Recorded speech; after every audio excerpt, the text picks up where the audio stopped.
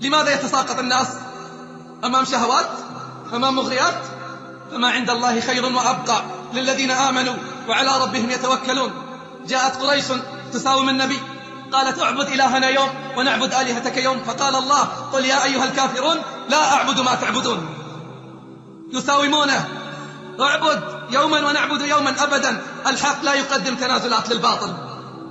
قالوا أرنا آيات، وقالوا لن نؤمن لك حتى تفجر لنا من الأرض ينبوعا، أو تكون لك جنة من عنب فتفجر الأنهار خلالها تفجيرا، أو تسقط السماء كما زعمت علينا كسفا، أو تأتي بالله والملائكة قبيلا، أو يكون لك بيت من زخرف، أو ترقى في السماء ولن نؤمن لرقيك حتى تنزل علينا كتابا نقرأه. قل سبحان ربي هل كنت إلا بشرا رسولا.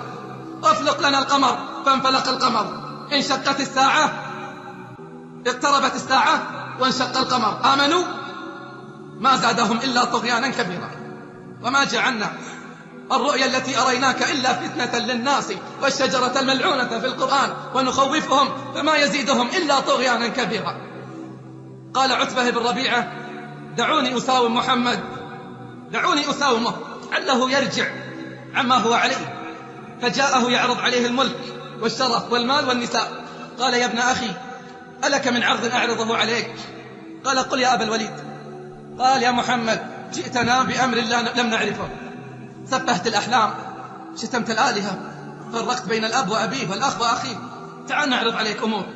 سبحان الله مساوماتهم كلها لم تصنع شيئا، فبدأوا بإعطاء الإغراءات التي أسقطت كثير من الذين ساروا على الطريق.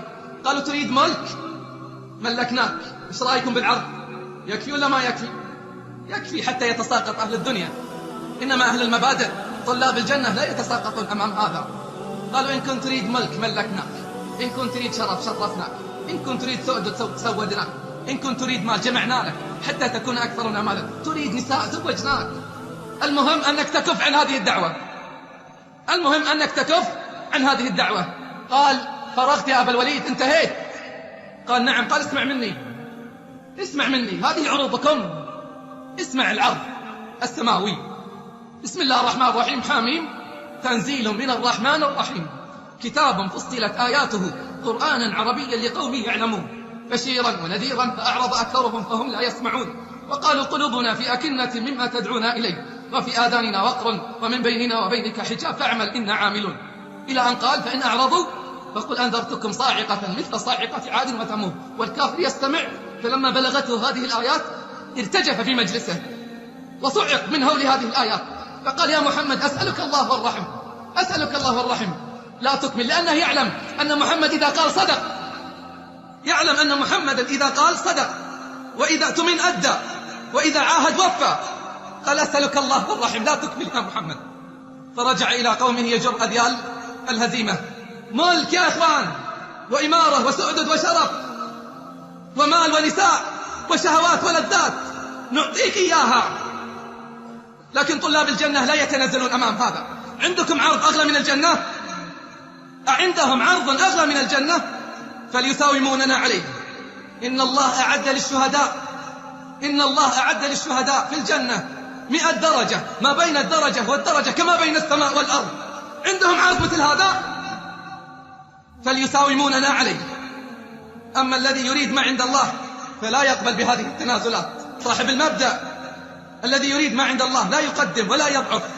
وكأي من نبي قاتل معه ربيون كثير فما وهنوا لما أصابهم في سبيل الله وما ضعفوا وما استكانوا والله يحب الصابرين. إنما كان قولهم قالوا ربنا اغفر لنا ذنوبنا وإسرافنا في أمرنا وثبت أقدامنا وانصرنا على القوم الكافرين. قل هذه سبيلي أدعو إلى الله على بصيرة أنا ومن اتبعني وسبحان الله وما أنا من المشركين.